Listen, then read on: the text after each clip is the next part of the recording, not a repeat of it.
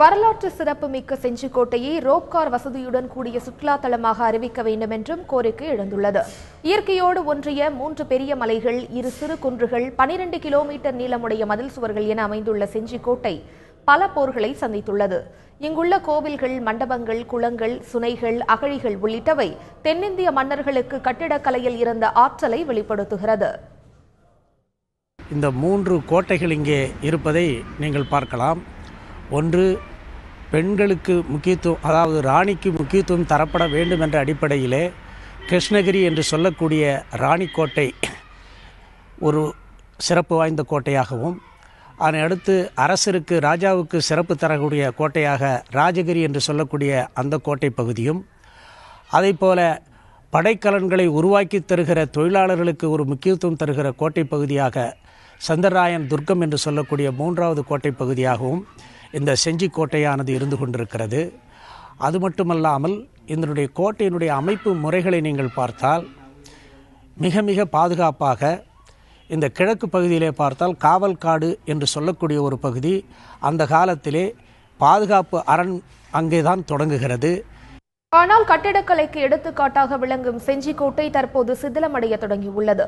மதில் சுவரில் விரிசல் ஏற்பட்டு வருவதாக தெரிவிக்கும் சுற்றுலா பயணிகள் அதனை பராமரிக்க எந்த நடவடிக்கையும் எடுக்கப்படவில்லை என்று தெரிவிக்கின்றனர்.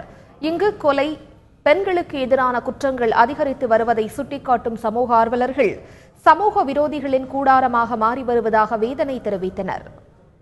கோட்டை சுற்றுலா வரும் மக்களிடையே உரிய பாதுகாப்பு இல்லாமல் இருக்கிறது.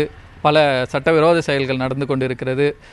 போதிய கண்காணிப்பு இல்லாததால் அவர்களுக்கு எந்த பாதுகாப்பும் இல்லாமல் இருக்கிறது. அங்கொன்றும் இங்கொன்றுமாக புகார் வெளியில் செய்யவில்லை என்றாலும் கூட பல கொள்ளை சம்பவங்கள், மீறல்கள், அத்துமீறல்கள், மகளிருக்கு எதிரான குற்றங்கள் இதெல்லாம் நடந்துகிட்டு இருக்கு.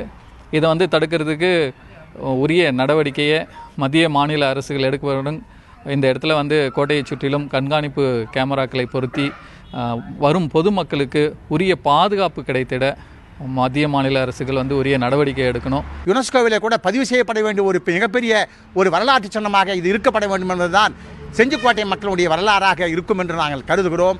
மக்களுடைய எதிர்பார்ப்புகளை நிறைவேற்றுகின்ற வகையில் மத்திய மாநில அரசுகள் செஞ்சியினுடைய வரலாற்றினுடைய அடிப்படையில் தேசிகராஜனுடைய வரலாற்றை பல்வேறு கோணங்களிலே, பல்வேறு வடிவங்களிலே, பல்வேறு நிலைகளிலே, சரித்திர வரலாற்றுகளிலே கொண்டு வர வேண்டும் என்பது ஒரு விருப்பமாக இருக்கிறது.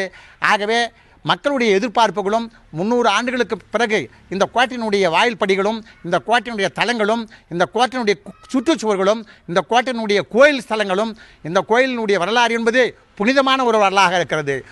செஞ்சிக்கோட்டை சுற்றுலா தலமாக அறிவிக்க வேண்டும் என்றும், உலக பாரம்பரிய சின்னமாக அறிவிக்க நடவடிக்கை எடுக்க வேண்டும் என்றும் சுற்றுலா பயணிகள் கேட்டுக் கொண்டுள்ளனர்.